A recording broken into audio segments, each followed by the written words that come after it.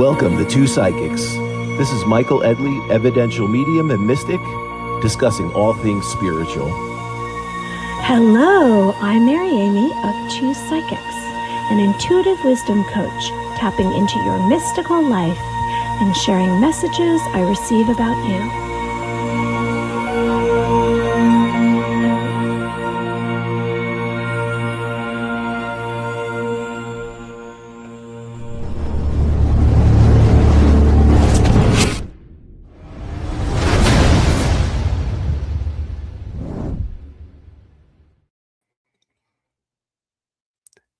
Good evening, everyone. How is everyone doing? This is Michael Edley, Evidential medium. What is up, Mary Amy? I am doing this from my computer, so Hi, how are you? sure. I am good. How are you doing? This is going to be very interesting. I'm excited. This is going to be so much fun. Wow, we're 1 week away. I just did a YouTube. I'm not a YouTube. I just did a TikTok, and I said, "Hey, watch us on YouTube," because now it's live on YouTube, which is super exciting. And I hope we get some comments from everyone. I hope you tell us, what's going on. Oh yeah, wait till there's a comment, because then we have that. All right, so we're live right now, everybody out there, for Two Psychics podcast coming from the East Coast. I'm Mary Amy. I'm an intuitive wisdom coach, and tonight is episode 86. It's March 26th, 2026, and here we are. Tonight we have a guest, Brent Michael Phillips, and he's an MIT graduate. And he's a master healer, technologist, and he is the author of some best-selling books. We'll tell you about him in a little bit. And I just wanted to find out what's new, Michael Edley. I'm trying to track this. Everything on my end is a little delayed, so it's just looking a little weird till I get used to doing this from the computer. So I apologize if I appear to be delayed. But I've been doing well, doing a lot of private readings, small group readings. So that's been keeping me pretty busy. Looking forward to our event coming up very shortly. We're a week away now? Yeah, it's a week from tonight. There you are. Your face is really close. Yes. So sit back a little bit. Let me sit back. I have to adjust. I have to get used to this. Yeah. It's a good to get used to. It's good. Yeah. It'll be good. It'll be great, because we want to stream on all these platforms. In fact, I'm going to add a few. Yeah, it's exciting. So it's at the Manor Club in Pelham, New York, and you can meet us, and it's going to be a live event. And we planned out the whole thing, and there's tickets, and we're in a theater.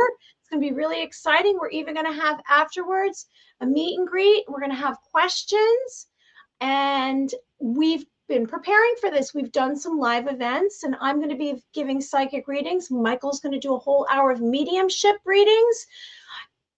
Maybe you'll get a chance to speak to your loved ones. Maybe you'll hear about angels, or I'll tell you about what's going on in your life, and you can ask me a question, past, present, or future, and we'll call you up from the audience. It might be a little exciting for you, some hidden truths, and I'll be doing a visualization. So it's been a little bit of a stressful week for me. I've had some very strange paranormal occurrences in my life, and I have had a couple of extraterrestrials reach back out to me, and they're a reminder to finish my book, because I've been more or less focused on creating this event and promoting it. And I'm in Westchester, New York. Michael's down the Jersey Shore, and so I want to get as many people as possible to come meet us in person. And please write a comment, because we do have some viewers right now. So write a comment, and tell us, Michael, anything that happened to you, and I'll edit some of the paranormal experiences so I don't tell too much. I can't hear you. Oh no, volume. Your microphone's off. Your microphone was off. Now it's off again. All right, hang on. Wait. Now it's unmuted. Can you hear me now? Muted. Yeah. Okay. I'm getting used. Everything is in a different spot right now. I have to get used to it. Don't touch the microphone, because there's no feedback.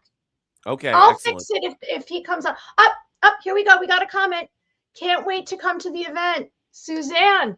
She's coming to the live event. She can't wait. It is going to be a fun night for everyone. I'm looking forward to it. Everyone can see what we do in person. We're going to take everyone through group meditation. We're going to talk about psychic abilities. We're going to take you through some psychic exercises to show you that you are psychic and you can tap into this just like we do. So that's going to be a fun exercise we get to take the whole group through. I'm looking forward to hearing Mary do some psychic readings, and then I will be doing the mediumship gallery, and then we'll be wrapping it up with some Q&A. So we're going to cover a lot in a 2.5-hour period. It's going to be a very eventful night, and you do not want to miss it. Yeah. I am looking forward to, it's a whole other media, and it's exciting because you get the feel for the audience and it radiates through readings, and they're more powerful and we're more connected to other dimensions. And who knows what could happen. I've found that people that have experienced psychic readings live, they eventually or recently after have dreams, some kind of dream or change in their life. It helps bring them closer to themselves. And we are going to talk about psychic readings and how you too can bring your psychic abilities forward, because everyone has at least one clear sense that they can master, possibly three, maybe all of them. And it's a little unnerving initially because you don't understand it. But if you have some kind of courage and a brave side to you, maybe you'll endure some of what goes on. And it might be a supernatural event that happens to you, or an awakening, or something paranormal. And I'm curious about our guest this evening. What kind of intuitive guy is he? Is he someone who is learning about ESP? Is this because he is a healer, so he is receiving something otherworldly to be a healer, or he's tapping into another dimension? Yeah, I'm curious to know if he's approaching this, from an energy, frequency, and vibration standpoint. So there's a lot of natural healing can occur through frequency. That's what we're starting to see. And ancient cultures would tap into this and utilize this. They're even talking about the Great Pyramids being chambered and tuned to certain frequency. Yeah. There's talking about a lot of things about the Great Pyramids, because they've mentioned that there's something underneath the ground that is right. There's pillars or columns underneath the ground. Yeah. And it's actually a either communication or it's an energy field. Yeah, I heard it was an energy field, so that's interesting, and it can basically permeate up, and it would radiate out and create some type of magnetic current. So that's pretty interesting. So apparently he's written 6 books. So I'm looking forward. He's coming on in 20 minutes. Did you want to talk about any of your upcoming events before we bring him out, and I'll talk about who he is? I know you have one. You have a one with energy healer. Yeah, so there's a few things going on. So we have our event going on at the Pelham Manor Theater. So that's on April 2nd. So we'll be doing that, Pelham, New York. Tickets are available on all our social media. Then following that, on the 18th, I'll be taking everyone through a group meditation that's going to open and tune the chakra system. And I'm going to start talking about psychic abilities and how we can all start incorporating those into our daily lives, how we can start tuning into those. We'll be touching base on a lot of that at the Pelham Manor event also, which is going to be really cool.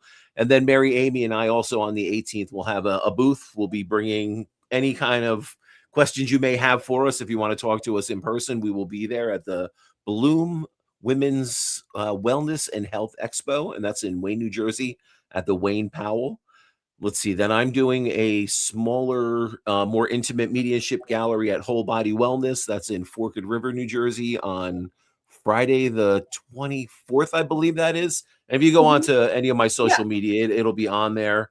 And then after that, I believe it's the 29th, I have a psychic night down here at Captain's Inn down here at the Jersey Shore. So a couple events going on.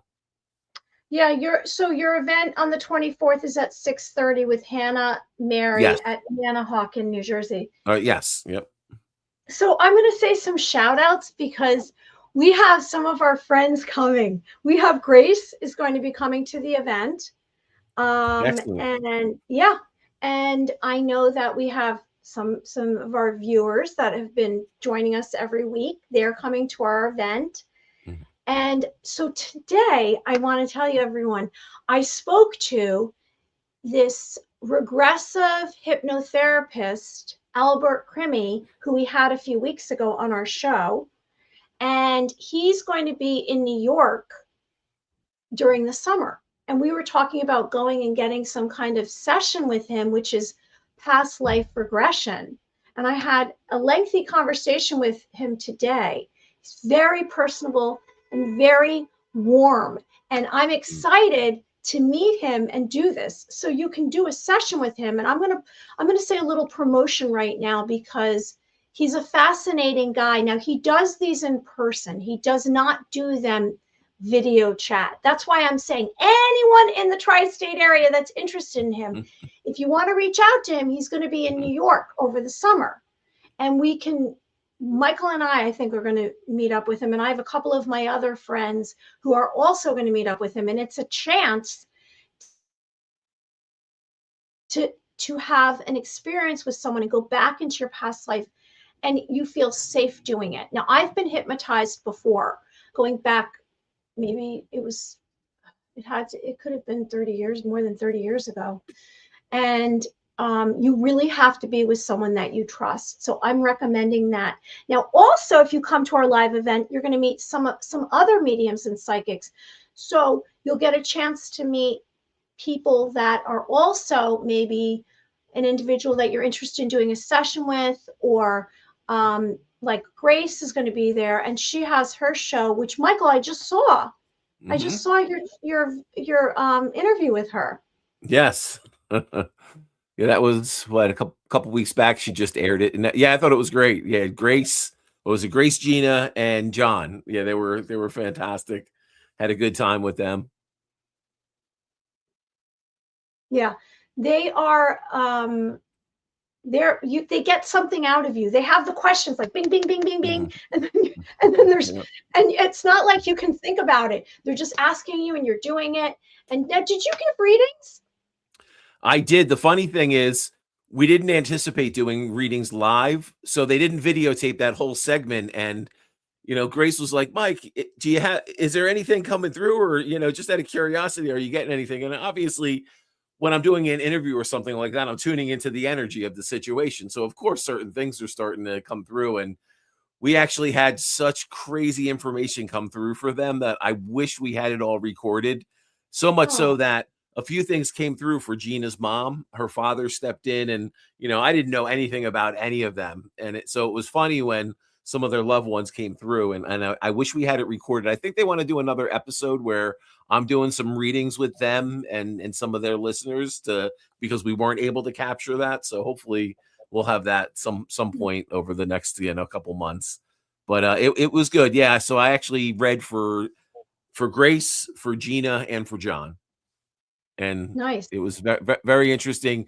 Gina sent me a big message, which was really nice, talking about several things that had unfolded that week after that kind of helped her mom navigate a situation, which was really cool. You don't always get that feedback, and you don't always hear that. She was able to almost, within a week, tell me that's kind of crazy, but this is what you said, and this is what happened from it. So yeah, it was very interesting. So lately, I have to say that I've been delving more into my consciousness and below this physical level in other environments. So it's not just privately I'm doing it. Sometimes I'll just trigger it, like I'll go for a walk and things will come to me, and I'll start to either remote view someplace, which it like I don't even know where this is coming from. It just pops into my head, or I'm tapping into like another level of energy. And I think that because of some of our guests and because of our relationship, and I'm whether or not it's through technology, I'm still receiving energy, and it's making my abilities more powerful. And the reason why I'm saying that is because anyone out there that's listening or watching our show, I can say that the more that you pursue something otherworldly, something paranormal, something supernatural, then the more it's like you're asking for it, the universe will bring it to you. So if you would like to have more experiences, I suggest you come to a live event, either Michael or someone else's, and or do some research, read a book, meditate. Like meditation is so helpful, and a lot of it is about just breathing, embracing breathing. I know Michael says before he does readings, he does a whole meditation, don't you, Michael? Can you explain some of what you do before you do readings? Yeah, before going into any situation, whether it's a day of one-on-one readings, a small group, or a larger event, I'll always wait. When I wake up, I start to ground my energy, and I just start to feel my energetic body, and I want to sit with that energy because in a session where I'm utilizing my body almost as a compass, I have to be really, really tuned in, and that starts with breath work. So, kind of holding that breath in. Sometimes you can do it very staccato. And for those of you that don't know staccato, you can do like a chop breath. You hold that, slowly exhale. And when you're exhaling, you want to try to release everything and just get all that residual air out of your lungs, kind of completely, fully deplete and release that. And as you're releasing that, you can envision that energy also traveling throughout the bottom of your feet back into Mother Earth. So you're grounding your energy. You're starting to bring that balance and harmony internally through your chakra system. And then you're starting to open and become a little more aware of the external energies. And this way, by initially grounding your own energy and becoming very mindful of your own energy, it's going to be a lot more, I would say it's a lot easier to then start differentiating what energy is not yours, so you're not absorbing it in a session, because you have to remove the emotions out of the reading. That's one of the things to bring clarity for your mediumship. It's kind of stepping aside and just allowing yourself to be the conduit. So grounding and lifting your vibration, that's kind of the 1-2 fundamental things that really have to be established first. When you say lifting your vibration, how do you do that? For everyone out there, what does that mean? Yeah, okay. So 2 things. So grounding, breath work and ground, it kind of envisioning your energetic roots going back into the ground, back into Mother Earth, just stabilizing and grounding your energy. And for me, I try to think of just moments in time that were very joyous, moments in time that I was really happy, whether that was on stage, whether that was sitting on the beach. And I just bring myself to these mental pictures, and I start feeling that energy, and I just expand, and I try to feel my energetic, my auric field just start to radiate and kind of go outward and expand. And as it's doing that, I feel like I'm lifting my energy towards the heavens, and I'm trying to think of things that fill my heart with happiness, with joy. And I hold that, and kind of that mindset, and just appreciating those things and trying to go into those emotions and then releasing those emotions. It helps you kind of balance out your energy field amongst all the energy you're going to be connecting with. So an easy way to do it, music. If you can have like my meditation album. I'll do a shameless plug if you could see it. Do it. So Hemi sings. Yes. Hold it up, Michael. Hold it up so we can see it. Wait. Let me hold it close. Hang on. I have all this new lighting and all stuff here, so it has me discombobulated. But Divine Journey of a Mystic Soul on all streaming platforms. I'll find it. Do you have one? Your camera's probably more clear than mine. I'm gonna find mine. Find that wonderful CD, Divine Journey of a Mystic Soul. I have it because I have so many files of things. So grounding your energy and lifting your vibration is the basis of how you want to go into doing a reading, how I want to go into a session, how I want to go into a gallery. Grounding my energy, I'm raising my vibration, and then I want to bring everyone to this collective energetic connection where we all connect, we're all blending our energy, trying to blend on a soul level, and that's going to be the easiest thing to help me tune into my collective and your collective to bring through that energy, wisdom, guidance, those pieces of knowledge that I don't know. So any session that you're going into, the more open you can be, the more grounded you are, the easier it's going to be for that psychic or that medium or that healer to connect to your energy and allow that energy to flow. And that's what it's about. There we go. There we go. You can see it much better on your camera. Yeah, on mine. So it's beautiful. You can buy it. Where do you buy this, Michael? Remind me. At your website? Yeah, so I can send you a copy, or you could just go to any streaming platform and you can download it, and it's very inexpensive per song. Some of it's free, some of it's probably when you get a certain plan, or if you already are streaming on like Spotify or any of those places, it's there. So you can just get it with your normal streaming platform. Okay, so he's going to come out any minute. So let me talk about him and just write down the description that I have about him. And he can explain it better probably. But so this is Michael. I'm sorry, I keep saying that because you're Michael. Brent yes. Michael Phillips, MIT graduate, master healer, technologist, and author.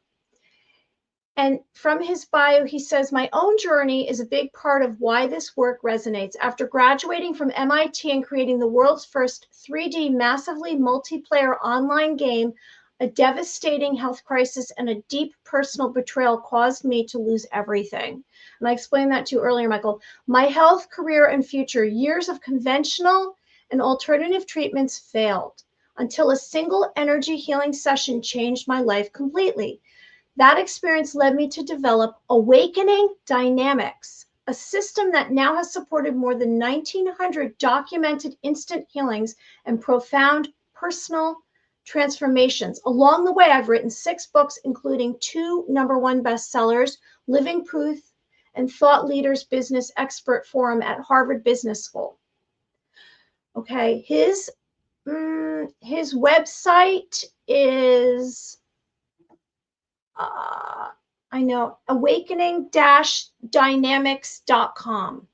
And it's on the description here. So he's going to be coming out, and we're going to talk to him about bridging quantum science and spiritual awakening and awakening dynamics, the 3 pillars that rewire reality. He doesn't know it yet, but those are what we've decided.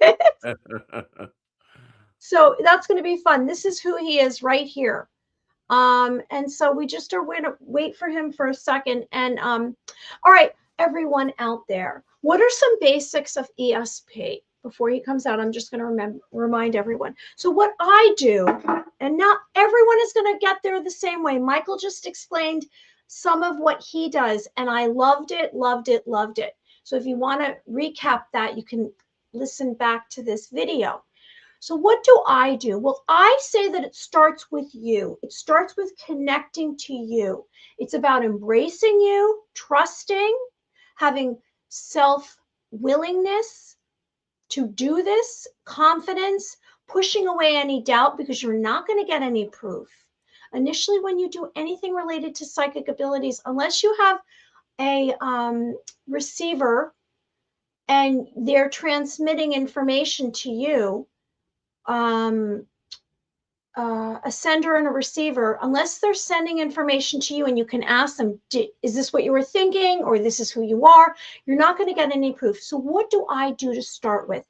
Well, I've mentioned to everyone in the past, what I do is I put all my weight in my bottom, I put my feet on the ground, and this is for practicing. I let go of the breath. Now I turn off all the technology because that's going to give you electromagnetic waves. And we're just going to be all natural here. So we're going to put all our weight in our bottom. We're going to put our weight on the base of our spine, our root chakra. We're going to imagine that our feet are going down into the earth. The base of our spine is going down into the earth.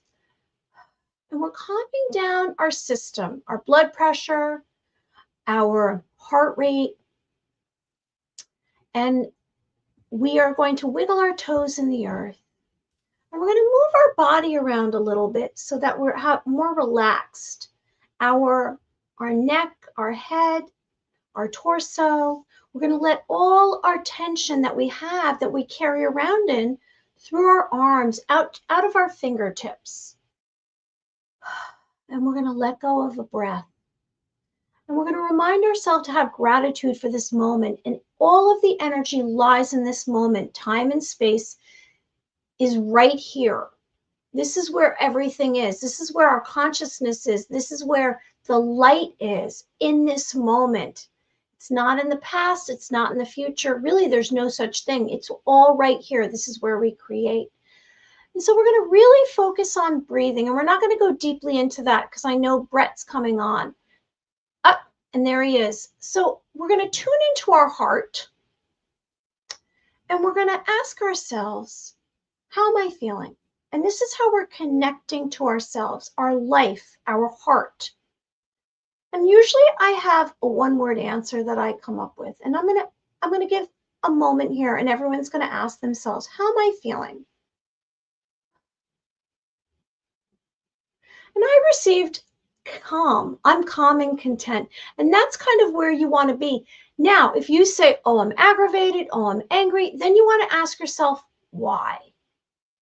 Why? You don't have to go out here and search for answers. It's all right here. You're going to say why. So that's the first step, because we want to connect to ourselves. Okay, so Brent is here. I've already given a description of who he is, and we're going to bring him on. It's very exciting. Everyone out there, we hope you like this video, and please write a comment, and we will present it. Hi, welcome. How are you? I'm doing great. How are you? Hey, Brent. How are you?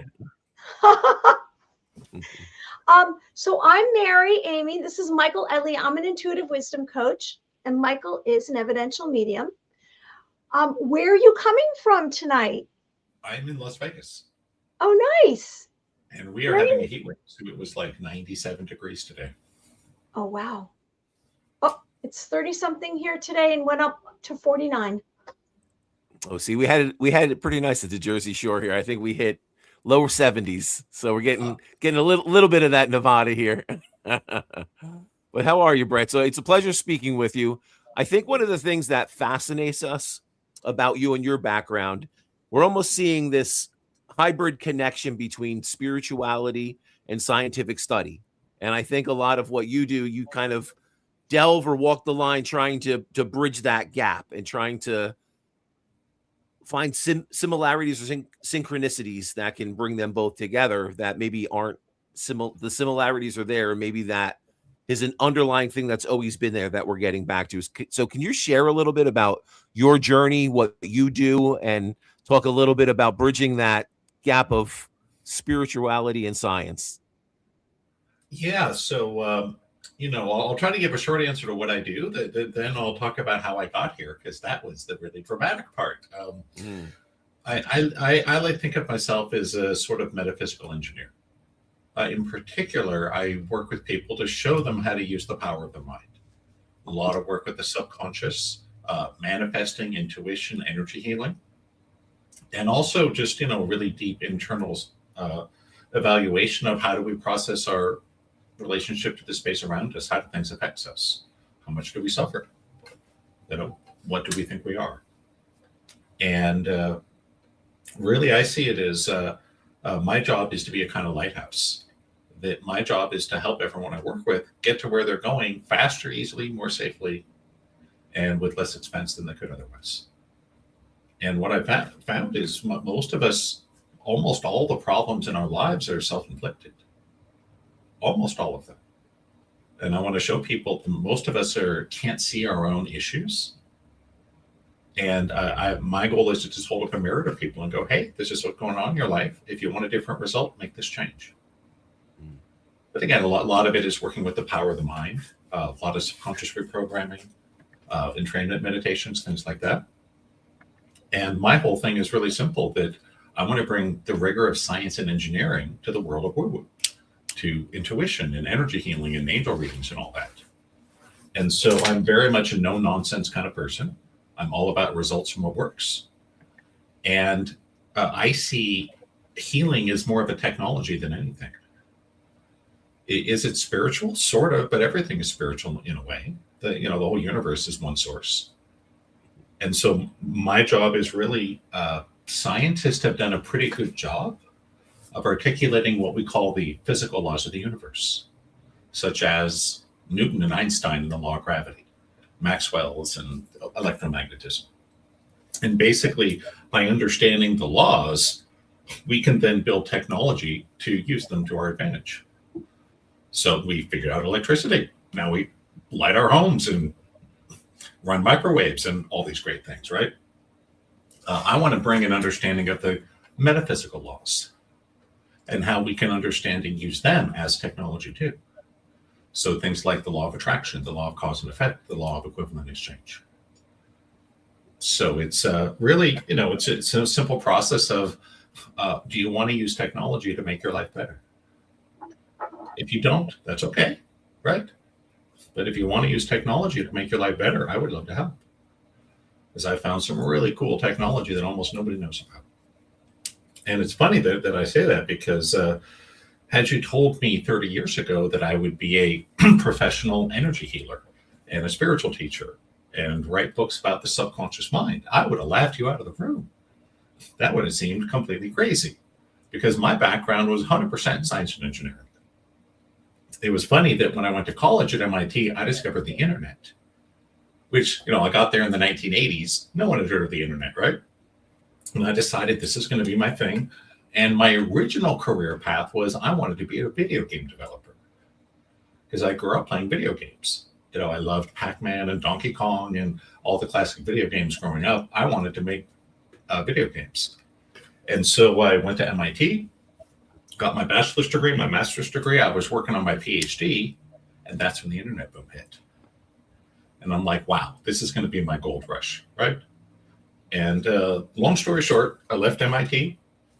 I recruited my lifelong best friend, and we formed 2 internet companies. This was in 1995, right at the start of the internet boom. One to make websites, one to make video games. And it's funny, the website company, this is such a hilarious true fact. The very first website I ever built in my entire life was the website for the launch of the Sony PlayStation. That was our first contract in summer of 1995. How cool is that? And then we created really the first of, today we call them MOGs, or massively multiplayer online games, like World of Warcraft. I created the very first graphical 3D MOG in the 90s called Underlight. And I really thought I was going to be a superstar. But to make a long story very short, I had a couple of years into the startups, I was pushing myself, working 80, 90, 100 hours a week, and my body broke down. I had a massive health crisis. And I spent a lot of time in physical therapy. But long story short, I had permanently and severely damaged my body by pushing too hard. And I had terrible chronic pain. I could barely work. And my best friend and business partner hung in there with me for a year or two. But it all turned one day after a couple of years of therapy. I wasn't getting any better. And I was in a lot of pain. And I didn't know what to do, because we needed to finish the video game. We had website projects. There was all this work to be done, right?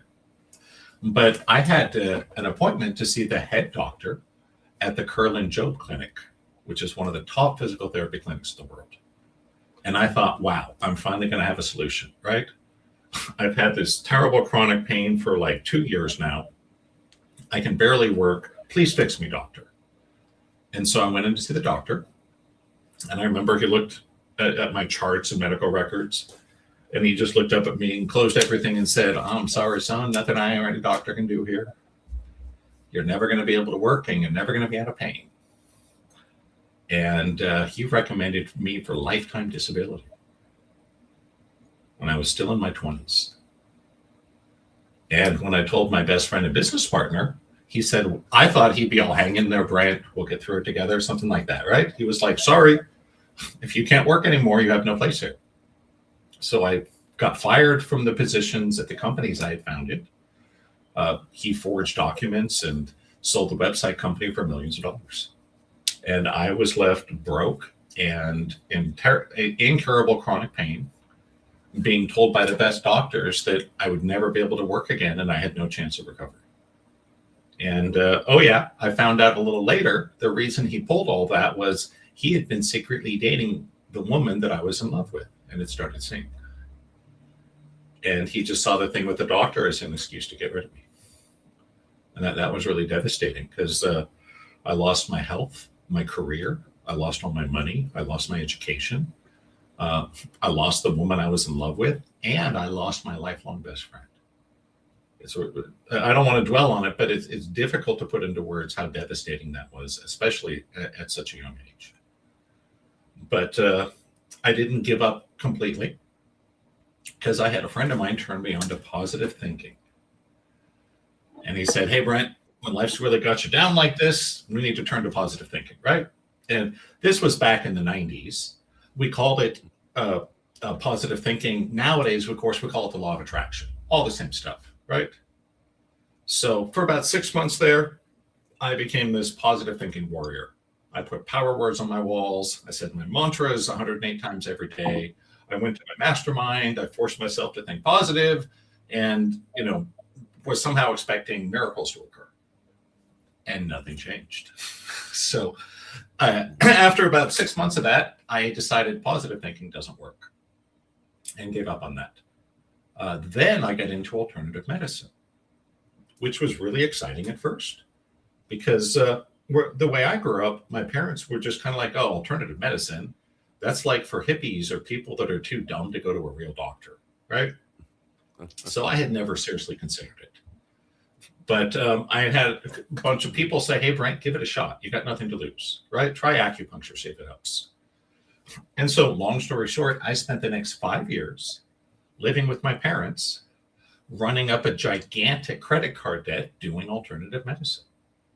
I was doing everything I could to try to get better. Acupuncture, herbs, cleanses, magnets, detoxes, supplements, meditations, Reiki healing. Chi machines, vibration machines, all this crazy stuff. And I go on for hours about all the things I tried, right? But after 5 years of treatment, here's what's so crazy. I didn't get better. I just got worse. And no one could explain it. Because everyone I worked with had all these great success stories, right? But no one could help me. And just as an aside, I learned a lot of years later, part of what was going on was I had chronic Lyme disease and I was suffering from chemical poisoning from aspartame. And I had no idea at the time.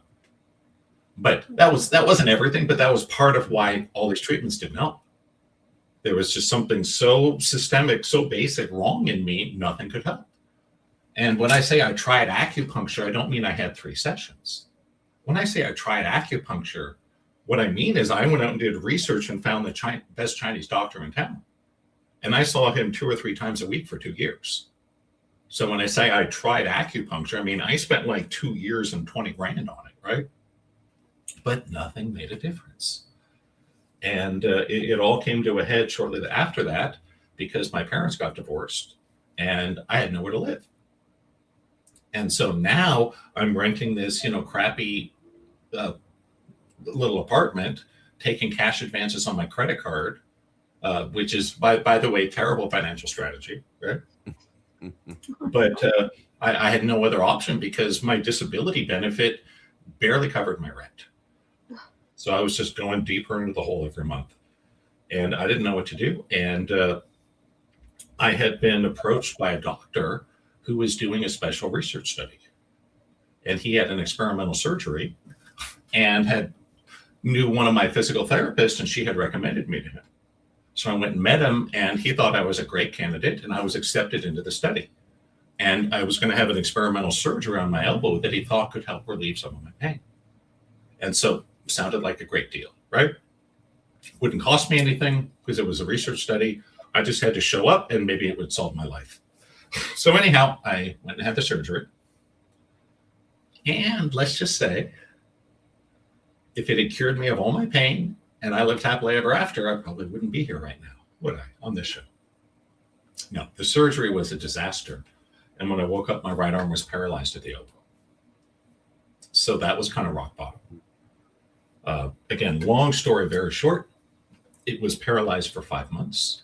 I tried all sorts of splints and manipulations and machines and all these things. Nothing made any difference. Then I went to this crazy healer lady. Her name was Terry. And honestly, I didn't think Terry could help me because I had done other kinds of energy healing before. I had Reiki healing a couple times, and I had someone do pranic healing once. And I kind of thought energy healing kind of woo-woo. I'm not sure it does anything, right? But she was a friend of my Aunt Lauren, and Lauren insisted. So I went to go see Terry, and she talked to me about the power of the subconscious. And she basically said, Brent, yeah, your life's been a disaster because you're chock full of subconscious blocks and you don't know it. And I was like, interesting theory, but that's a little too convenient, right? So anyhow, we had a session, and she did this subconscious clearing process with me, clearing the blocks. And at the end of the session, she's like, okay, let's heal your arm. And I'm thinking, you and what army, right?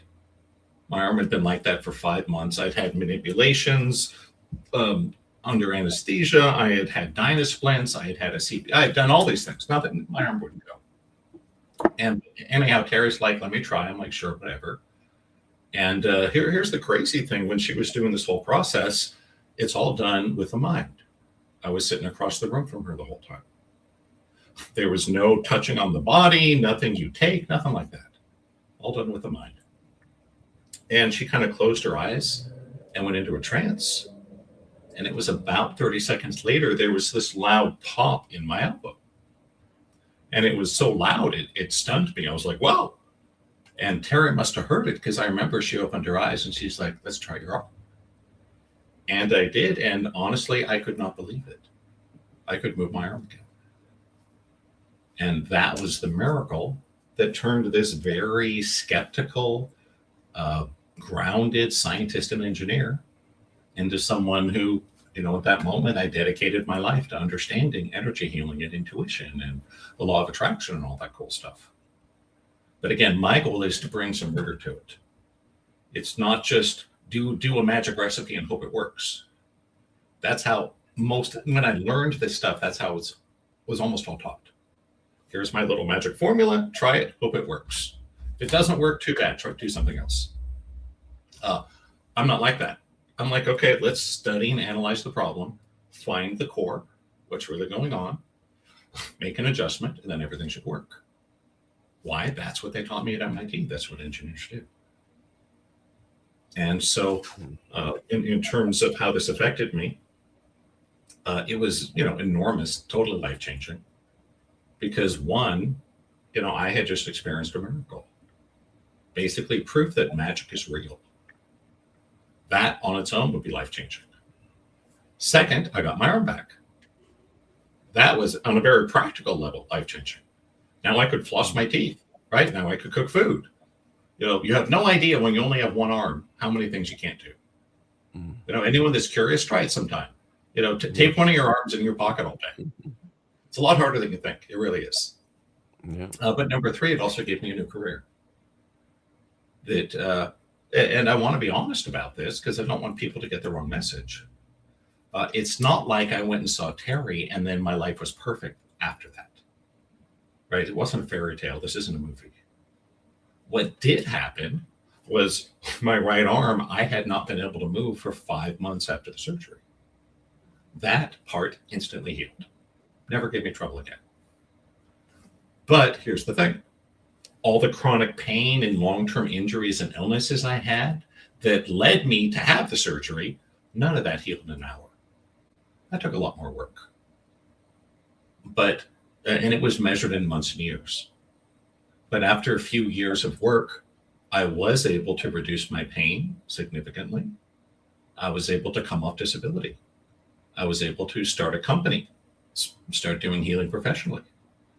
At some point I started dating and exercising, and I kind of got my life back. And it was really incredible. I remember that when I first started working with Terry, my mother was concerned I had joined a cult. Because I had talked to my mom, like, Mom, it was incredible. I had this miracle. I went to this healer and I can move my arm, and oh my God, my life's going to change. And I'm going to do all this stuff, right? My mom's like, oh God, you joined a cult.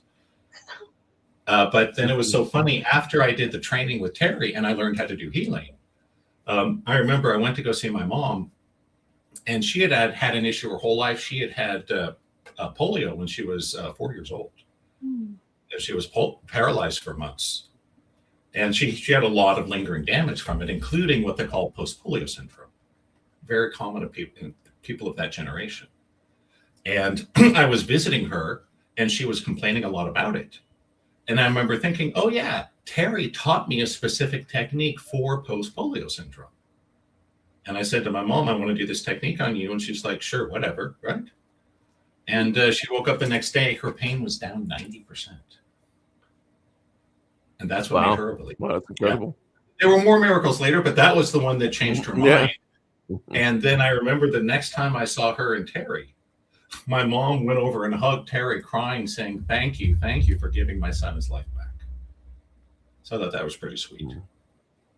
But yeah, and what I would say is that, again, I'm sure a lot of the people teaching healing and such in the world, many have some great talent or gift, or maybe there's some special chosen one. I don't know. I'm not like that. I'm just a regular person. But I'm someone that studied with great teachers. I learned all these great systems and processes of healing and nutrition and intuition and mind power and spirituality and all this cool stuff. And I didn't invent this stuff. Other people have done that. But what I did was I brought it together. I synthesized it. I made it easy to use.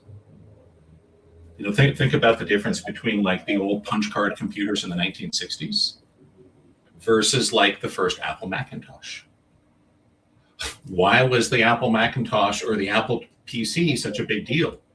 It took this really difficult, arcane technology and made it easy for people. And it changed the world. And that's what I want to do. That a lot of energy healing and manifesting and intuition is kind of arcane and mystical and very touchy-feely woo-woo. I want to get rid of all that and go, this is how it works, ABC. There is math, there is logic, there are laws. Doesn't matter if you're building a bridge or a spaceship or healing someone. It's all math, logic, frequency, and we're all one. And that's why today, my goal is to turn this into technology to make it easy for people to use. That's all. Building a spaceship. I like that. Well, it's interesting though. You had to go through this to find your own healing, and sometimes in our own desperation to heal, we're gonna just find this internal, that internal passion, that internal energy that's gonna carry us through anything until we get the answer.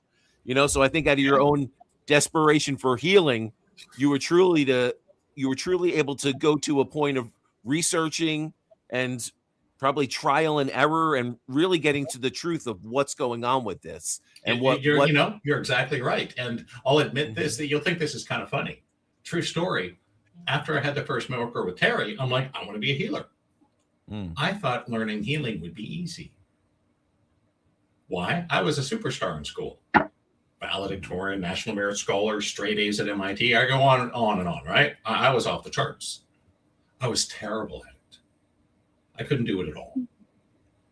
Why was it that this highly trained super genius who had straight A's at MIT couldn't learn healing? I'll tell you, but you can probably guess. Well, you were definitely coming at it from too much of the analytical mind, allowing the ego to infiltrate, and had to let that go. I was doing it all from mind and ego. You're exactly right. Yeah. And so I was a terrible student at healing. Because most of the other, like when Terry learned it, she went to a seminar, they said, imagine this and do that, and angels appear and there's lights and people heal. Great, right? When I did it, I didn't get any of that. So I was very frustrated at first because I couldn't do this the way other people could. But here's what I did. I'm like, okay, I'm going to do what I know how to do. I reverse engineered the masters. And that's why what you said is 100% dead on. I thought it would take me 6 months when I started this journey in early 2004. Like, I'm going to find the best teachers, take all the seminars, read their books, learn everything, right? I thought it might take me 6 months. It took 11 years, but I did it. It just took a lot longer than I thought. But I went to all these incredible teachers and systems, and I learned what they had to teach. And I slowly figured out what they were doing, exactly like you said. I took a lot of notes, observations, looked for patterns, and little by little, over months and years, I figured it out. I'm like, oh, this is what you're doing. This is what you're doing. And this, again, this is what I say, this is just technology. And I'll just give one little piece of it right now. Again, this is not the whole deal. This is just one little piece. A lot of people don't realize that if you're doing healing or manifesting or intuitive work, if you're running a beta brainwave, it's nearly impossible. You're too much in your head. There's too much noise. Your connection isn't pure enough. You have to get yourself to a theta brainwave. And that takes specific practice and technique. That's something that can be measured with the machine. So it's not just you have to be connected to God. I mean, that's true, but it's very abstract, if you see what I mean, right? How do you measure how connected you are to God? I don't know how to do that. But you can put a machine on your head that measures your brainwaves. I do know how to do that. So using the evidence and the measurements, I figured out a lot of what they were doing. And I put together a system to make it easy. To take systems that are often very complex and arcane and difficult and make them really easy. Good metaphor would be, have you ever had to drive a car with a hand crank starter? I hope not, but your grandparents probably did, right? Your great grandparents maybe. Why, back in the old days, that's how you started a car. And a lot of people got broken arms and broken legs starting their cars. This is a historical fact. Then we invented technology to do it for us, called the electric starter motor. Now, when you start your car, you just push a button, don't you? That's my point. Something that used to be difficult and took skill and was dangerous, now we just push a button, you don't even have to get out. In that, what I do is not fundamentally different than other healers. I just have a different approach. That we're all clearing patterns in the subconscious, right? We're all re-embodying with life force. We're all trying to get beyond the tyranny of the ego to experience oneness. My thing is just, I want to build a little better mousetrap. Again, I was not born as some great talent, but I did for healing and meditation and manifesting and intuition what others have done to optimize the industry. So for example, I'll sometimes say, I'm like the Japanese of energy healing. Why? The Japanese did not invent the auto industry. No, that came from Europe and the United States. But they learned it and they mastered it.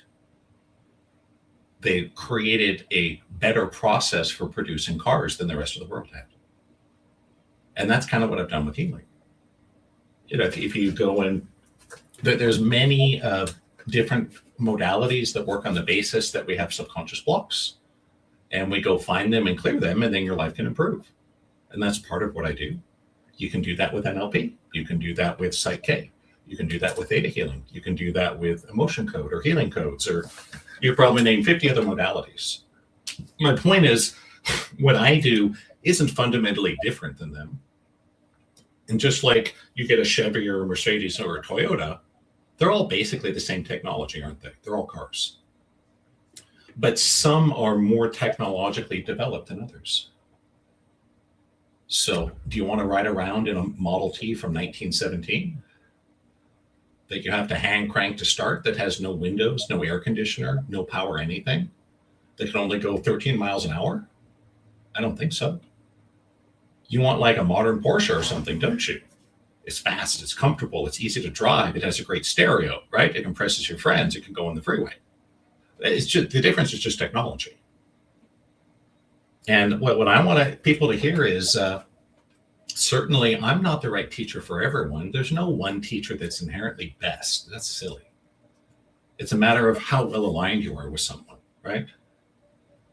And for those that are sort of intellectually curious, you want to know how stuff works, you need to approach it with your mind. I'm a wonderful teacher because that's exactly how I learned this stuff. I had to approach it with my mind, step by step, piece by piece. And if you really want to deconstruct yourself, and the way I see it is, my education and background was in software engineering. I never stopped being a software engineer. I just changed mediums, like an artist that goes from being a painter to being a sculptor. MIT taught me how to program electronic computers. Terry taught me how to program people. It's the exact same principles for both. It's the same thing. So Brent, you went to this woman, Terry, and then she healed your elbow or your arm. And then the rest of it, you have worked with, you said, or researched and learned from the best. Yes. And then put together, all of it together, all this research, and came up with your own system. Yep, that's exactly right. Okay, is this system you explaining? Is it books? Is it a video? Or is it what is it's a full system. The system. Pardon me? It's a full formal system. We have 5 levels of trainings with extensive documentations, manuals, videos, as well as a significant number of facilitated exercises. And people learn it either in live trainings or get the videos and do it on their own, which is more common nowadays. And I run live sessions 2 or 3 times a week for people to get together, to ask questions, to practice and apply and use this, which is huge. I call it, we're kind of like a dojo that we get together. If you want to learn karate, you got to find a dojo and go train, don't you? One weekend seminar will not teach you karate. You got to go like 2-3 times a week for a couple of years, right? Same thing with energy healing.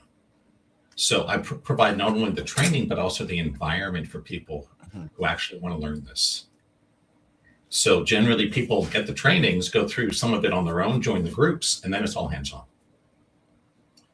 And my thing is pretty simple. I don't expect anyone to believe anything I'm saying. Please don't. Please see everything I'm saying as a possibility. And if you're curious, have your own experience. Don't let me decide what's real for you. You try this. See for yourself how it works.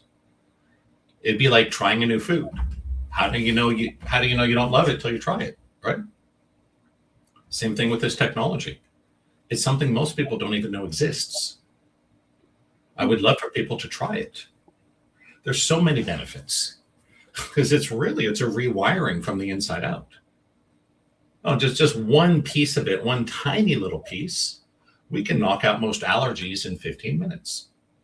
It's not 100%, but for a lot of people, that's like day one. We've already changed your life.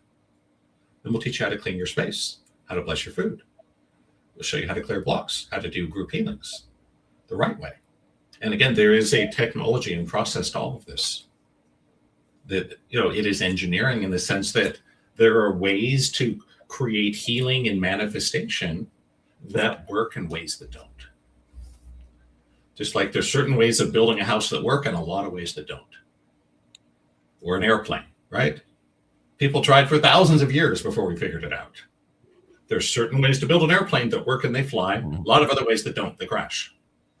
My thing is simple. I've spent over 2 decades experimenting and figuring out what works and what doesn't.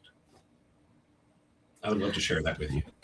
So back to your story, you had then gone on. So you had this chronic pain. Yep. When did that reverse itself and go away? It was very slow. I'd say after my first session, when my elbow healed, 0 difference in the chronic pain, 0. It really took about 2 years before I noticed a real difference. And I'd say it took me about 5 years. I reduced my pain probably 70%, would be an honest number. Didn't go to zero. It'll be nice, but I'm telling the truth. This is real life, right? But it was a lot less than it was. I'd say on a scale of 1 to 10, it went from a 7 to a 3. With level 7 pain, there's very little you can do. You're almost crippled. With level 3 pain, it's inconvenient, but you can exercise, you can drive a car, you can hold a job, you can still live your life. And that's why I say Tara gave me my life back. And you're exactly right when you said I had to be desperate. Yes. I did not embrace healing because I believed in it. I did not embrace healing because of some desire to fix the world. I embraced healing because I had no other options. I tried everything else. And when you try everything except the crazy thing, what do? You try the crazy thing, right? And I tried the crazy thing and it worked. And it's, the benefits are so vast that one way I would look at it is if you look at our educational system, that it doesn't teach us a lot of important things about life, does it? No. We learn, math and basic history and all that, and that's great. There's a place for academic knowledge. But no one trains us on how to be human, on how to move our body properly. When you were 4 years old, who taught you about posture? No one taught me anything. How much were you taught in preschool about the power of your imagination? You're probably done the opposite. You're probably scolded for using your imagination, right? And what I want to offer people with Awakening Dynamics, of course, part of it is a little technical. This is how you clear a block. This is how you do an instant healing. This is how you do a future reading. So there's a lot of that. Those simple processes, boom, boom, boom. But really what it's about is becoming a better version of yourself. Learning to inhabit this body and this mind. It has all these great abilities that you probably didn't know about. Like simple one, probably both of you and most of your audience knows about muscle testing, right? Mm-hmm. That's huge. Your body has this innate intelligence. You need to know that and know how to use it. It's really useful, right? That's all I'm trying to say here. That your mind is so much more capable than you realize. You just need to learn how to use it right. That's all. I remember yeah, go ahead. No. Now, Brent, it seems like you've done a deep dive with many different healing modalities. Mm-hmm. Or what would you say on your journey? 23 years. Yeah. So on this journey of looking at other healing modalities, what do you feel you took bits and pieces from? Like what were areas where you felt this could be a really positive influence, but it's not exactly where I want it to be? And like, what were you blending? What techniques were you studying? I think some of the better ones, I really like the Stoner method. I think there's a lot of really good stuff there. I learned EFT, emotion codes, healing codes are all pretty cool. Theta healing, I thought, was one of the better ones, especially when I took it 20 years ago. UN energetic, Psych K, pretty cool. I learned a lot of pieces out of all of them. Like, again, I'll just pick one at random, one of thousands. One thing I learned in UN energetics, which was so cool, is how to adjust your foot position in the standing muscle test to balance out your natural sway. No one else teaches that. And there's about 3% of people that have a lot of natural sway in their muscle test. And if you don't know how to correct that, they just can't do it. That's what I meant by a lot of teachers are like, do this magic process, hope it works. I'm like, no. We're debugging this like software. We find out this, we try this, we troubleshoot it, we understand the problem, fix it, then it works. But yeah, you're exactly right. Yes. That's interesting. So you can actually incorporate posture. I'm assuming you're incorporating like the energy meridians of the body. You've probably studied that extensively, looking at, I guess, maybe chiropractic healing, looking at absolutely acupuncture. Like, did you take bits and pieces of all this? And it was like, now, how did you start blending in either intuitive mindfulness, the energetic body, psychic abilities? Give us a little bit of insight and guidance around how you started seeing that overlap. So this is what happened, that Terry and I were jointly developing a new modality of energy healing. And the working title was The Formula for Miracles. And this was like 2005 or 6 to 2012, 13. So for a lot of years. And basically, it was essentially an all-star team of metaphysical techniques. And so, great, best system for block clearing, best system for healing, best system for intuition. Kind of that all worked together. And what happened was we were going to release it in 2013. But then I met Carl Wolf, who was another one of my most important teachers, and I experienced my own real spiritual awakening. And basically, so what happened was, instead of releasing the system, Terry had a stroke and died, sadly. So now it was all on me. Sorry to hear that. And so I took all of this and I said, you know what? What I had created with the Formula for Miracles was a wonderful metaphysical toolkit, but there was nothing spiritual about it. It was still very mind and ego directed, if that makes sense. It's like, this is how you clear a block. This is how you clear an allergy. This is how you manifest money, right? But still coming from the mind and ego. When I experienced the real awakening, I knew I had to teach more than just metaphysical techniques for the ego. And so I restarted again and I rewrote the whole thing. It took me 2 years. And that's where awakening dynamics comes from, or ADT, awakening dynamics technique. And it's a synthesis of spirituality and metaphysics. So are there hands-on techniques for clear a block, bless your food, clear an allergy? Yes, step by step. But there's also really deep discussions of what are you? What is consciousness? What is life? What's real? What's not real? What's the real nature of the divine? What happens after we die? What happens before we're born? There are answers to all these questions.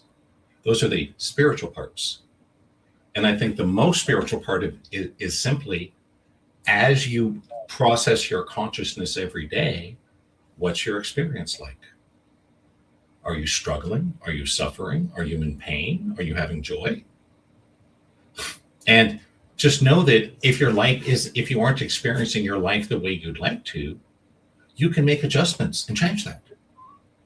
Just like if you're running software on your computer, if you don't like how it runs, you can hire a coder and have them program it, make it run differently, right? You do the same thing with your life. I just want to show you how to use the tools, show you how to harness the power of your mind, how to harness the intelligence of your body, how to make it work together with, as you said, there's basic aspects too: nutrition, hydration, enough sleep, de-stressing practices. There's practical stuff too. But put it all together, I try to create a one-stop shopping for the new age world. And again, my techniques aren't going to be perfect for everyone. I'll tell you right now, I talk fast. I think fast. I'm obsessed with the truth. And I'm not going to give you a big hug and tell you it's okay. That's just not me. I have friends who do that, right? They're amazing healers in a different way. I'm an engineer. I want to solve the problem. And some people, one of the things my wife likes to say is, do you want a problem or do you want a solution? So if you're not in the place yet where you're ready to tell the truth about your life, see what's really going on, be wrong about a lot of things you think you know. That was a lot of my journey. God, I used to think I was so smart. Wrong. I was stupid. But we all have to have so much ego and all these things we're attached to. If you're willing to face that truth, you can break through and become free. You really can. You can have less suffering. It's all within our power. Someone just has to show you how to do it. I'm very curious about how all these books played into your journey. So you have written 6 books, is that correct? And yes. You have bestsellers. Correct. Can you tell us how that came to be? Sure. I'll give you a very quick tour of my books. Oh, nice. The first 3 are simple. It's a trilogy. The Formula for Miracles, Part 1, Part 2, Part 3. Mm-hmm. That was the books. Basically, Part 1 is the book about my journey through healing to how I found Terry and created Awakening Dynamics. Part 2 is the science of it, the science of healing. And part 3 is sort of the spiritual implications of the metaphysics. So Formula for Miracles is basically, hey, this is how the world works. These are the metaphysical laws. You know, it would be sort of Newton's Principia, but for woo-woo. So those are the first 3. Do you have any? Do you have any of them that you can hold up? You know what? I can. I could. You know, I would take it. I have to figure it out in 1 second, but maybe. I just don't want to have dead air while I futz around on my computer for 3 minutes, right? Oh, you mean you show a picture? Okay, I didn't know if you had. Any. Okay. Oh, I don't have physical copies nearby. Okay. Yeah. And if you had asked me that 15 years ago, I would have been like, yeah, here you go. But no one prints books anymore, right? Yeah. The economics are a disaster. They're basically a giant business card. But anyhow, then when I learned I wanted to write a book about weight loss and cleansing and spiritual work of emotional release for weight loss. So I wrote a book on weight loss with a lot of stuff about how to program the subconscious for weight loss and basic cleansing and holistic health. The next book I wrote was called 7 Steps to Happiness. And that was based on the fact that I most of my adult life, when I was running my healing business, I lived in Los Angeles. And I worked with so many people there that had great lives, but they were still miserable. They had the money, or they had the job, or the spouse, or the cars of all this, and they were still miserable. And so I wrote 7 Steps to Happiness just to reconnect us to some really fundamental principles. To let people understand being happy is not about necessarily making a ton of money or having high status stuff. It might be for some people, right? It's just a choice to enjoy your life, to believe that life happens for you instead of to you, if that makes sense. So it's almost like a kindergarten's guide to being happy the rest of your life. And then I wrote Movement Feedback Holography that we haven't even talked about the advanced work today. But the things I learned from Carl Wolf, it took me 10 years to understand it and another 5 to write a book. But that was Movement Feedback Holography. It's about healing through movement and re-embodiment. And the last book, which I decided not to release as a book, I'm going to do a movie instead because no one reads books anymore. So I'm using AI tools to build what's essentially, imagine a combination of a high fantasy heist with a deep philosophical documentary. So, yeah, we'll just say that for now. It'll be interesting. That'll definitely be a unique dynamic if you can. Yes. If you ask me, is it fiction or fiction? I have to say yes. It's both. Mm-hmm. So let's just say I have a vision and I'm busy building it with AI. Nice. So, but yeah, that's an overview of my books. But really the thing I'm most proud of is the Awakening the Dynamic System. Because, it is a coherent whole training, A to Z. That, there's a lot of great systems and teachers out there.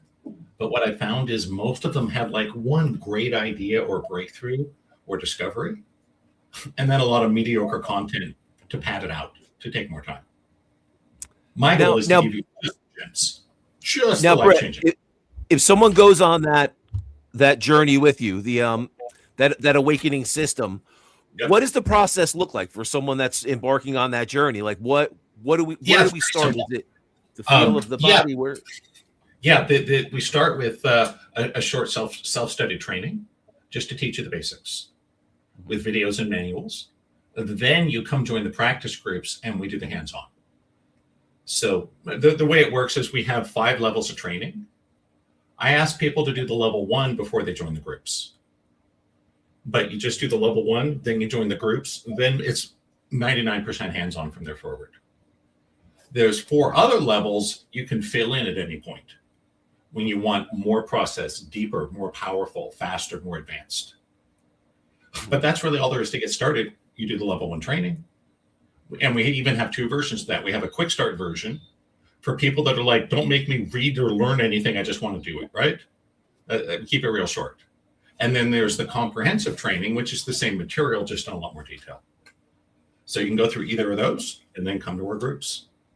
Now so it seems like you're focusing. Yeah, it seems like you're focusing on mind, body, and spirit. So you're covering all those aspects. Are you breaking that down into different modules? Like we're going through the body, the focus of the physical first. Like what does that look like to one of your students? Yeah. There is some aspect of all of that. A lot of that would be, and this is partly why we do the regular groups every week. I want to give people what they need to move forward. Some people need more content on diet and nutrition to make better meal choices. Okay, I might give that 1 week. Other times it's about hydration or something simple. Other times it's a more esoteric principle. Like the group I did 2 days ago. It was on group healings. I broke down the technology of group healings. There are right ways to do it and wrong ways to do it. And you don't want to do it the wrong way. It can make you worse. And then we did exercises to practice it.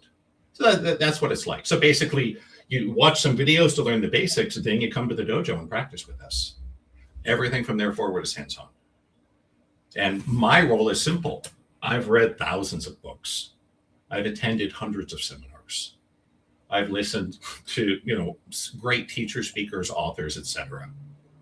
And my role is to show up and see each person as an individual and understand exactly where they are and where they want to go and help them get there. And we have a lot of tools. For some people, they got to clear blocks first. For other people, it might be embodiment. For others, it's too much ego.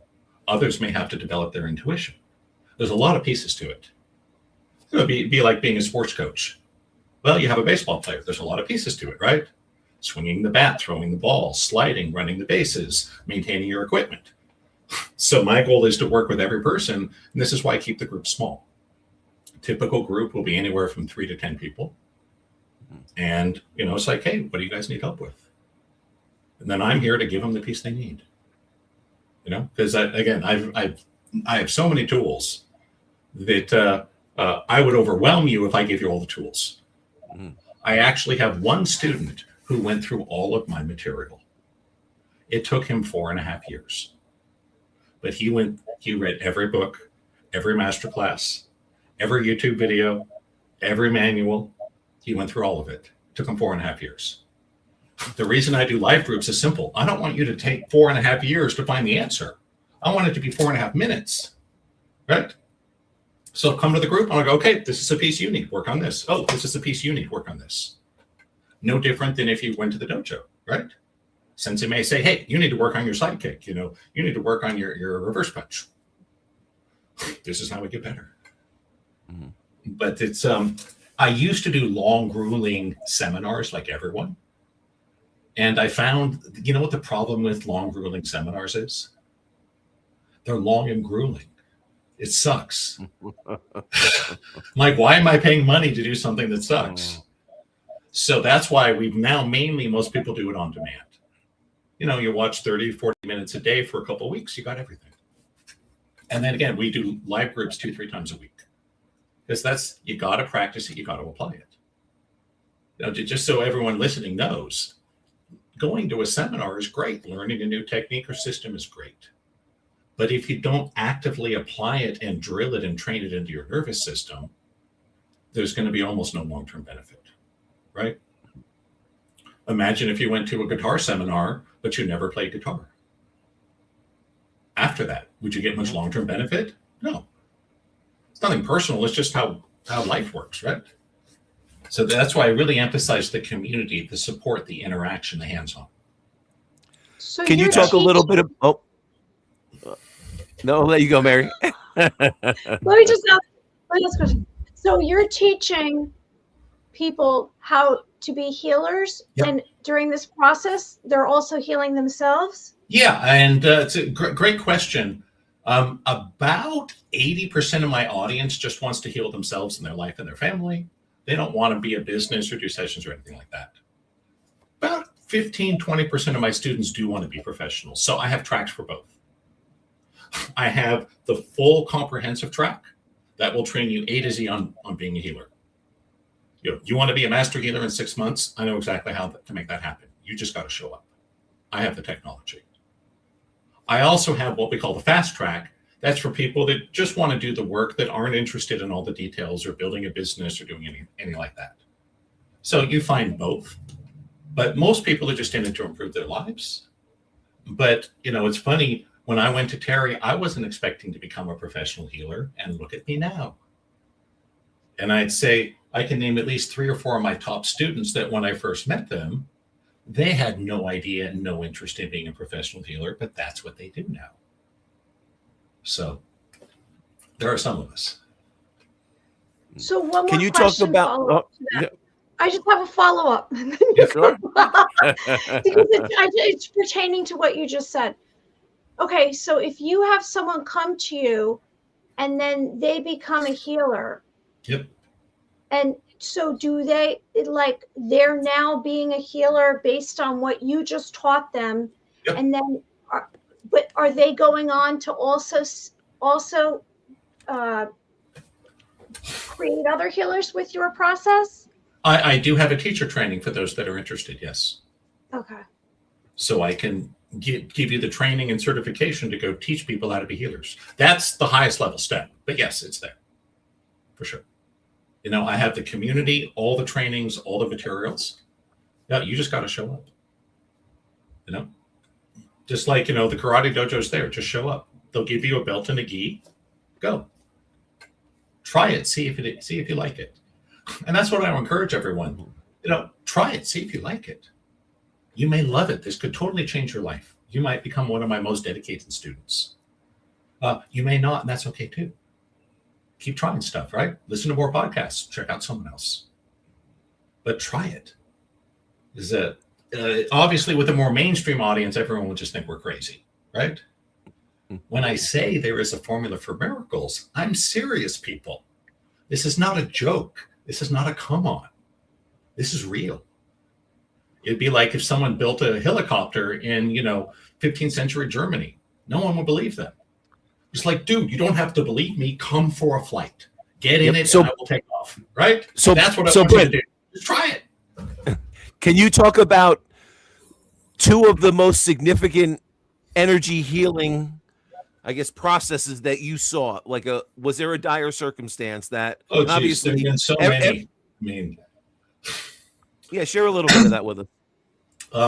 I'll share the 2 that were most personally significant to me, because I have seen well over 1,000 miracles in my clients. All sorts of cancer, diabetes, you name it, all sorts of things.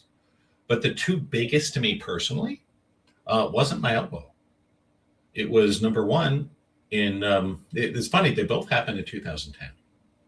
The first was my mother was diagnosed with clear cell endometrial cancer, which is a death sentence.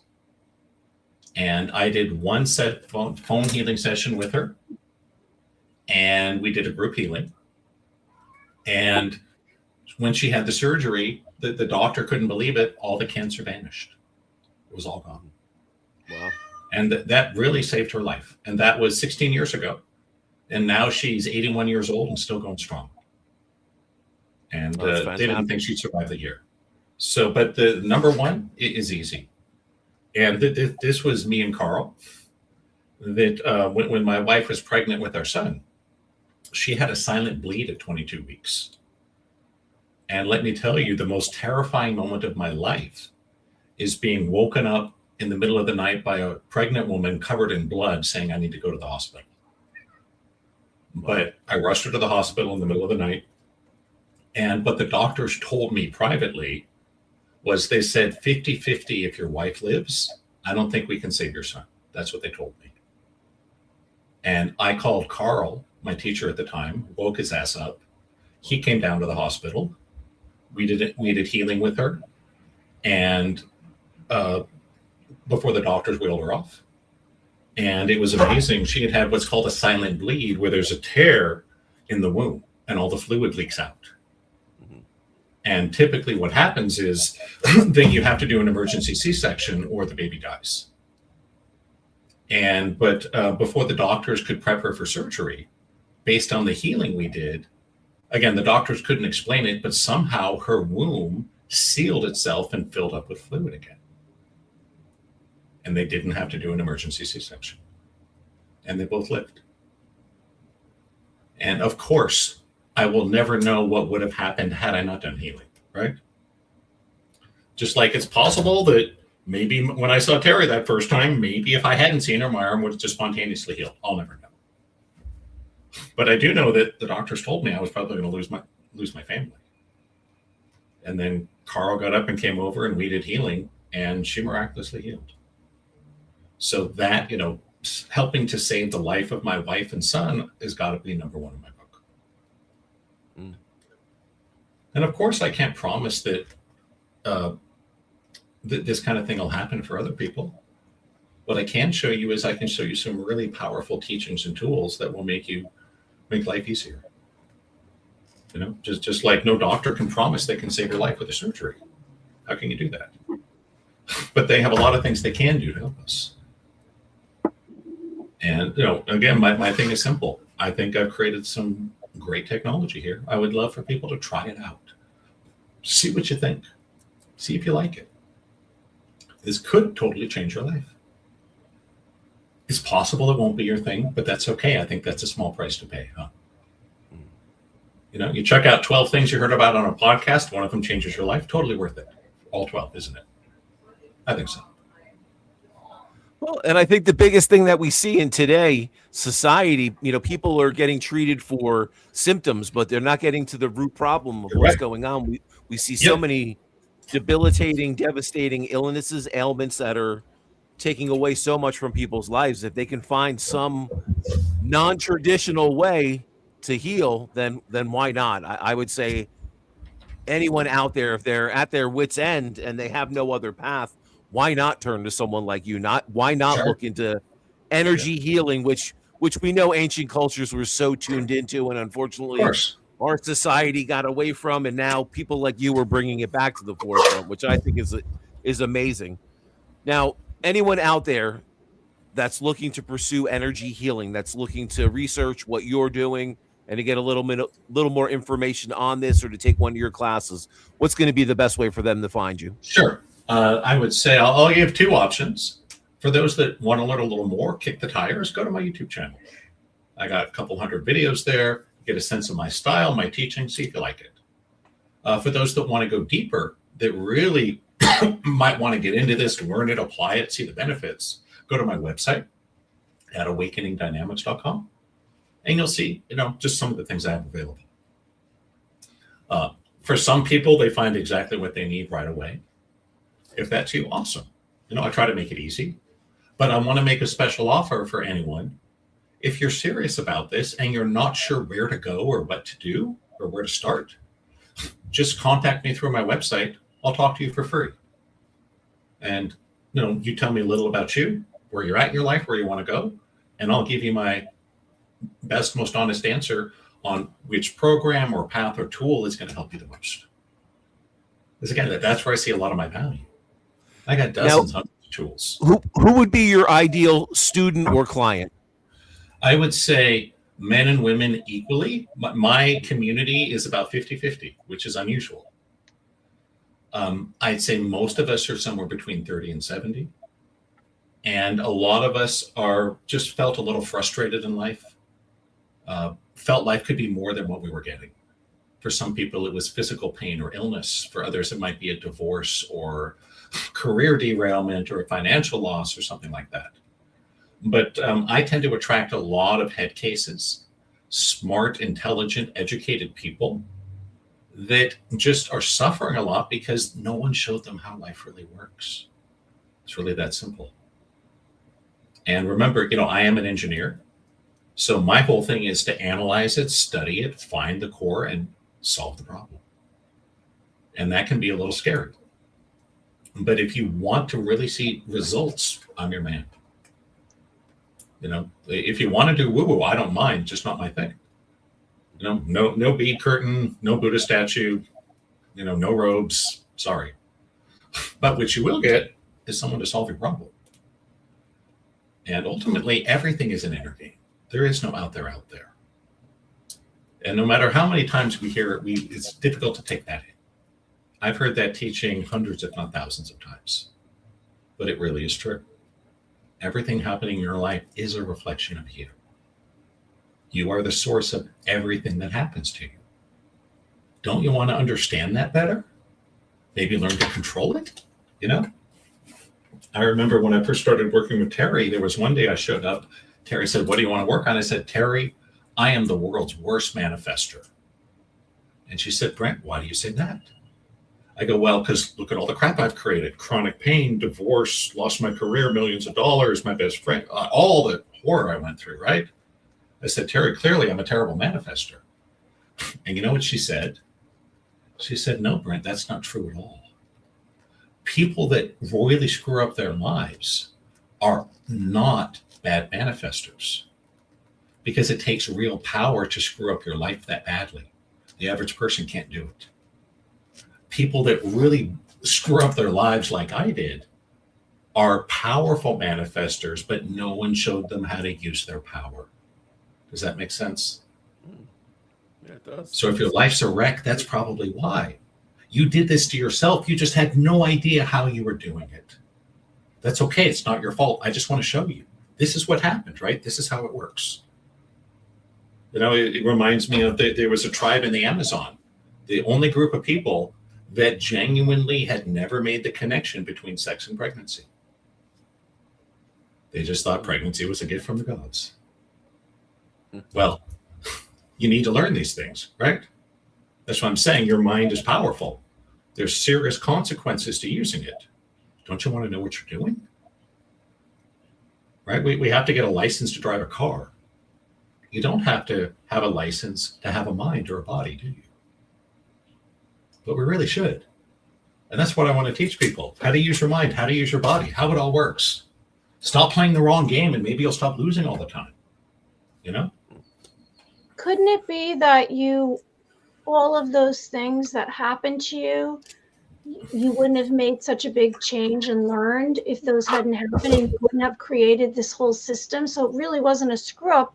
It was part of your journey to learn this. Yeah, it all depends on how you see it. I was particularly hard-headed and stubborn, so I had to destroy my life before I could look for an alternative. I want all the listeners to know, you don't have to destroy your life to build back better. You do not. You can. It works. I can attest to that. Right? If you want to destroy your life and then rebuild, that can work. But you don't have to. You can simply make a choice and volunteer for transformation without being forced into a corner first. Does that make sense? And that's what I'm saying to people. Hey, this is good stuff. If you want to have your life wrecked first before you adopt it, okay. But let's just skip over the whole life wrecking part if we can, right? Let me just teach you now. Let's skip the bad part. That's where you learn the lessons, is the bad part. Well, it's funny. One of the things they taught us at MIT is classroom lesson. There's two ways that people learn. Number one, you learn from your own mistakes. Number two, you learn from other people's mistakes. So for anyone listening, if you want to go on a multi-year, multi-decade journey, get cancer, go bankrupt, live with chronic pain, get divorced, watch one of your best friends die of a drug overdose, I go on and on with all the horrors I've been through, right? If you want to go do all that on your own to get to where I am, go for it. I ain't going to stand in your way, right? But if you want to learn from all the big mistakes I've made so you get there faster, sooner, easier, that's what I'm here for.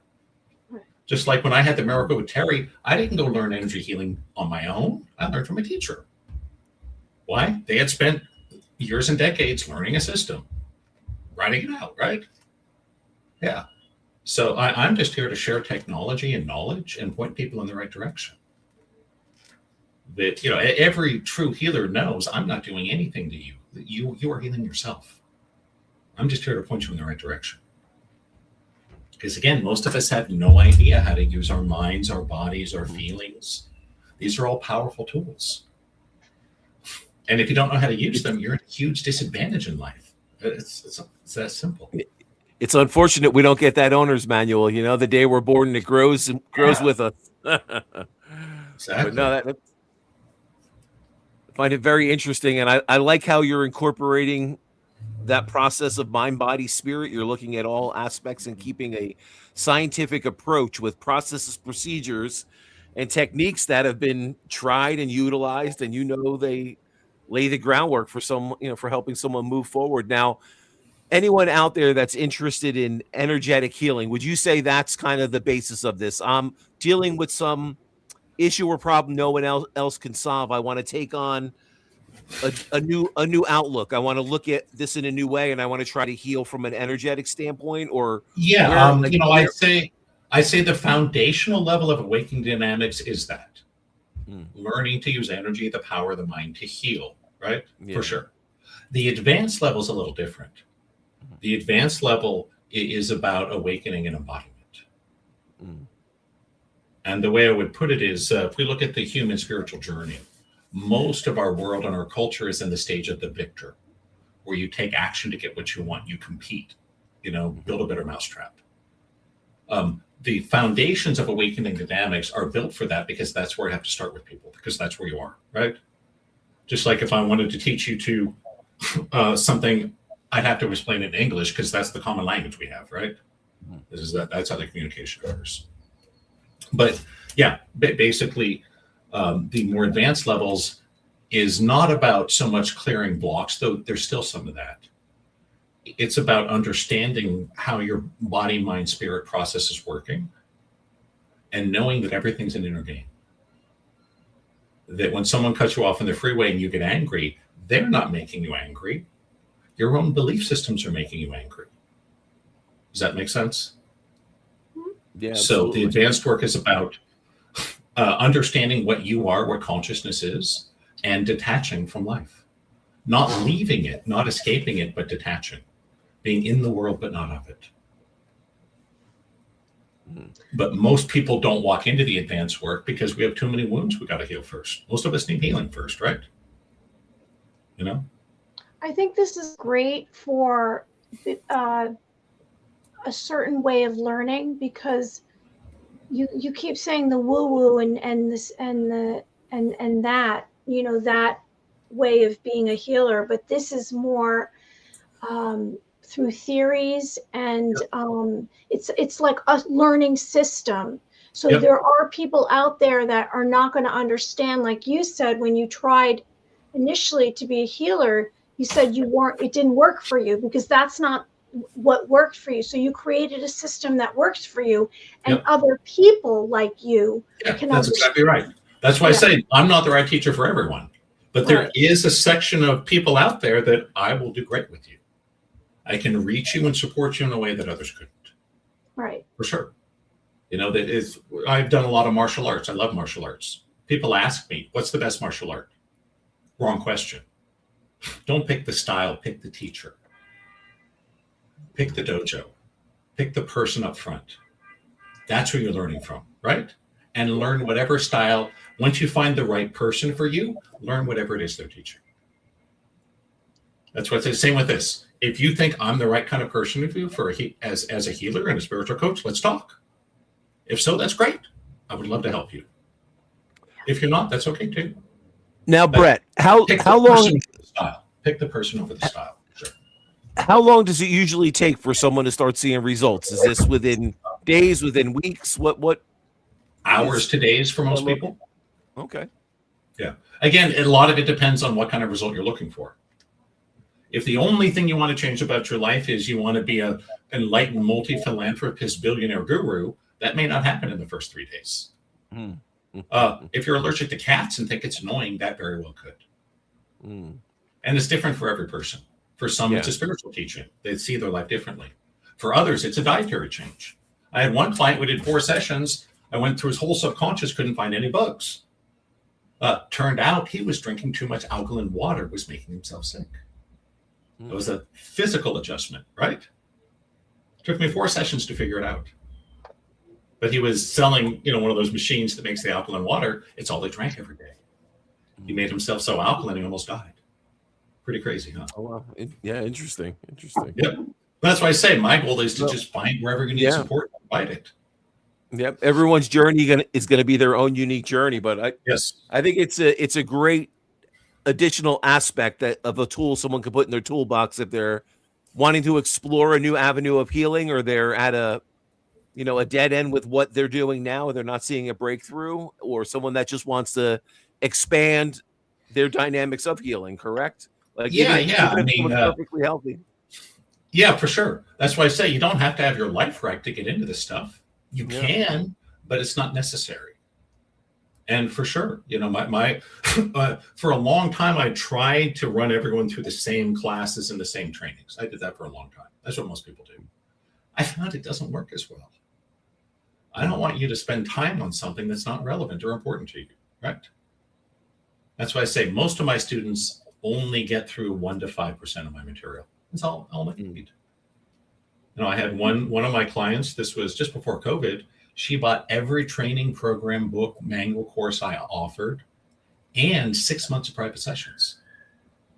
It's like, wow, it was like a $12,000 package, everything, right? The whole enchilada. I'm like, oh my God, someone bought the whole enchilada. No one ever does that, right? It took us 3 privates and 1 training. She achieved her goal. She had spent 5 years and $250,000 on fertility treatments. Doctors told her, don't come back. This was such a big deal to her. She invested everything working with me. 3 weeks, she got pregnant, delivered a healthy baby. Now, again, I can't promise that result for everyone, but these are wonderful tools that can do amazing things. Try it, see if you like it. I don't mind. Watch a couple of my YouTube videos. If I'm super annoying, skip to the next teacher. No worries. I'll give a little tidbit for people to help you know if you're a good fit for me.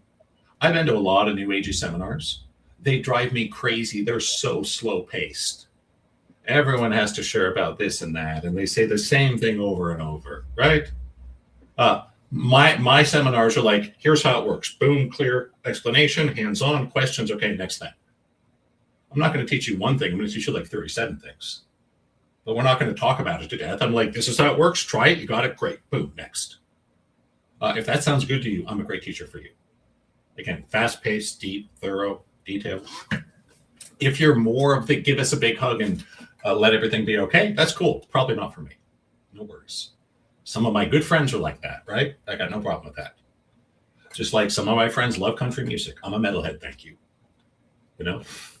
I don't hate country music, just not my thing. Just doesn't get my blood pumping, right? Nothing personal. So yeah, try it, see if you like it. I'm not for everyone, but the way I see it, if I can reach 1, 2, 3 people and make a difference in their life, then this is way more than worth it, isn't it? Well, and I think you have a whole new dynamic of people that want to look at this from a more scientific standpoint, or want that more technical process and procedure breakdown, someone that's very skeptical or has that analytical mind and wants to approach it in this way, that might be the perfect fit for that person. Yeah, I remember when Terry was teaching me healing, she goes, Brent, imagine yourself as a ball of light. I'm like, how big is the ball? She's like, I don't know, it's a ball of light. I'm like, no, Terry, how big is it? How bright is it? What color is the light? How high up over my head do I make the ball? Drove her nuts. But that's what an engineer does. Every detail spelled out. Mm-hmm.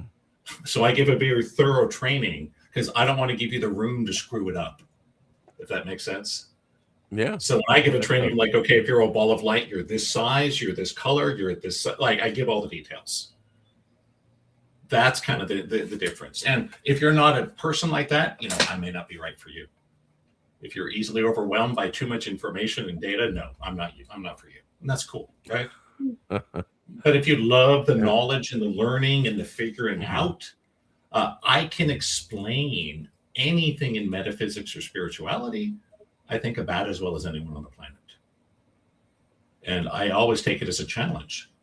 I want to get through to every single person. The deepest, most powerful concepts of awakening, of presence. And it's on me to find out how to reach you. Right. So the student doesn't put that burden on the teacher. That's the teacher's burden. Mm-hmm.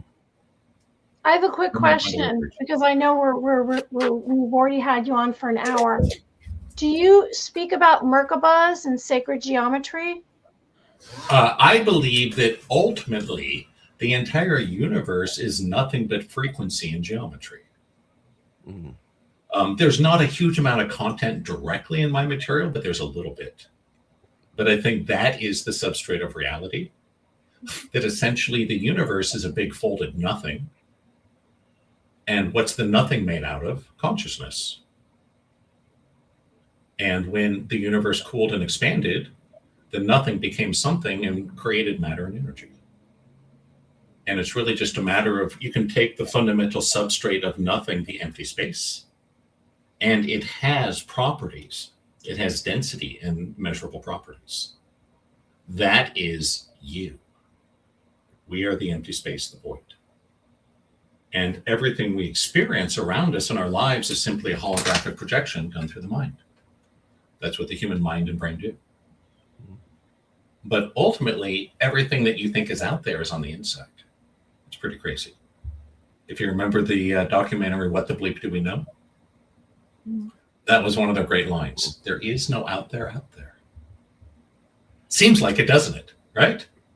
There's that out there, and there's that guy, and that guy, and that guy, and it's doing all these things to me. Nope, it's all inside you, believe it or not. This is why I say I want to show you how it works, right? A lot of life is basically, you showed up in hockey gear for a soccer game, and you're wondering why you're losing. No one showed you how to play the game. There's nothing wrong with you or your equipment. Just you've been playing the wrong game. Your parents didn't know either. They can't teach you something they don't know, right? Here we are. You know, took me 3 decades of my life before I discovered this. You know, that's why I say, if you want to go read all the same books and seminars and all that I did, go for it. It's going to be a 20-some year path, but you'll get there. Or, you know, talk to me and we'll see if we can get you there by next Tuesday. They both work. It's all good. We really appreciate you coming on the show today. And this is awesome to be here. Yeah, I was very interested. I watched some of the videos that you had already because I wanted to know more, and I'm fascinated with it. So can you tell again, everyone, how they can reach you and what your social media, your website, it's going to be in the description. Yep. And also, whichever book you want to say that you recommend, tell us the name of it. Sure. I would say, easiest thing, just go to any search engine, type in Brent Michael Phillips.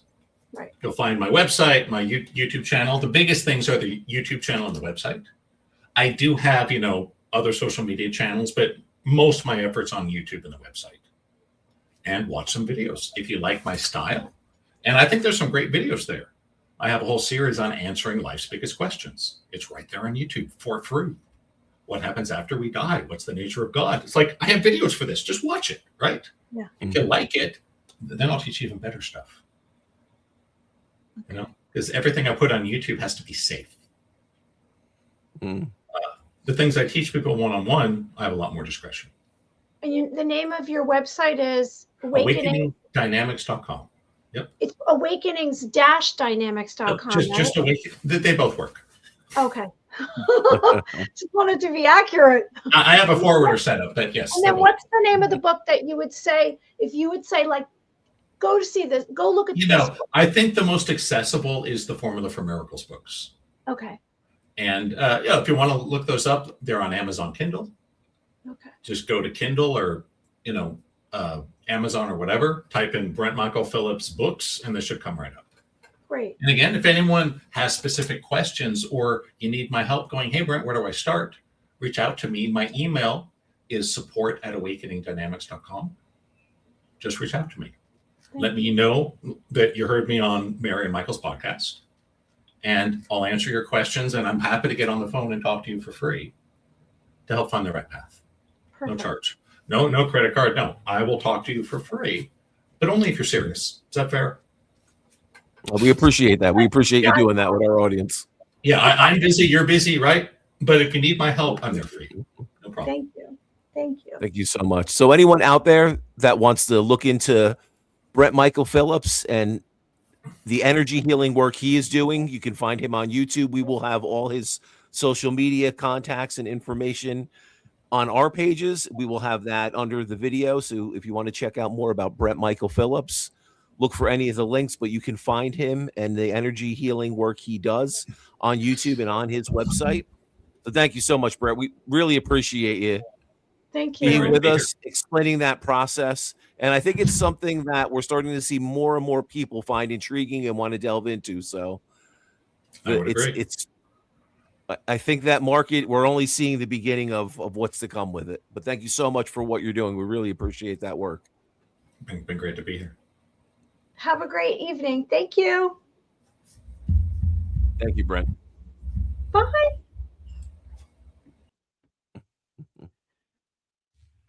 Okay, that was interesting. I just didn't want to interrupt him, but we did have a bunch of comments. And we did have a comment right here about our upcoming event next Thursday, everyone. All right. Yeah, event going to be great. And then Suzanne says, so true. So that's good. I'm really, I thought that was interesting because it's a different way, you know, and I mean, I'm probably more the woo-woo, you know, but you know, I also learned by some kind of process or strategy on how to be a healer. So there is techniques to it. So I'm curious, and I am going to research more about him, and I'm interested in the book. And so everyone out there tonight, we had Brent Michael Phillips, and he's a master healer technologist. And we have this event next Thursday. Michael's coming up to Westchester, New York, and it's going to be at the Pelham Manor Club, the Manor Club in Pelham, New York, and it's from 7 to 9:30.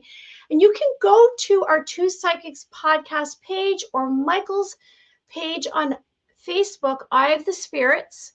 You can go to our websites, and we both mention this event. You can go to onthestage.com and buy your ticket. The ticket's $35. So everyone out there, why don't you come to New York next Thursday? I know we have holidays coming up. It'd be a great evening. We're going to have some free wine. You can get some water or a snack, and you can get entertained by us. Free wine. Look at people should just show up just for the free wine, right? Yes, for the free wine. Okay, so we won't be having a show next Thursday. We'll be doing this live event. So everyone out there, I hope you join us for Two Psychics. Thank you for joining us.